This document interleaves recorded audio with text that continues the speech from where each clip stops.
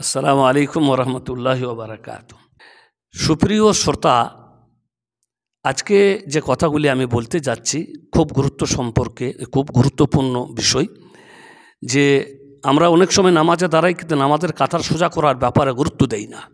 এখন আমরা জানতে চাইব যে কাতার সোজা করার ব্যাপারে রাসূল করিম সাল্লাল্লাহু আলাইহি সাল্লাম কি আমাদেরকে বলেছেন। তো প্রথমত রাসূল করিম সাল্লাল্লাহু আলাইহি সাল্লামের নির্দেশকে পালন করা হয়। যখন আমরা কাতার সোজা করি, তার মানে আল্লাহর নবীর নির্দেশকে পালন করেন।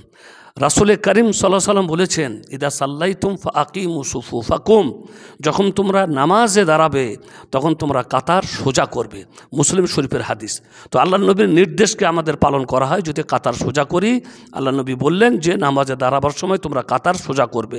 2 নম্বরে আল্লাহ নবী বলেছেন, এতে মানুষের অন্তরের সাথে অন্তরের মিল হয়। কাতার সোজা করলে অন্তরের সাথে অন্তর মিলে, আর সোজা না করলে অন্তরের মধ্যে বিভেদ সৃষ্টি হয়।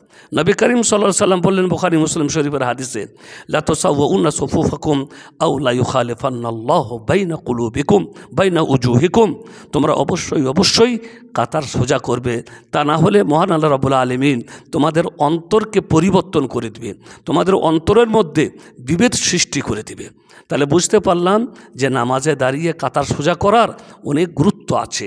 আল্লাহর নবী নির্দেশ দিয়েছেন কাতার সোজা করতে, এবং কাতার সোজা করলে মনের সাথে মনের মিল হয়, একে অপরের সাথে পারস্পরিক সম্পর্ক প্রতিষ্ঠিত হয়, ভালোবাসা সৃষ্টি হয়।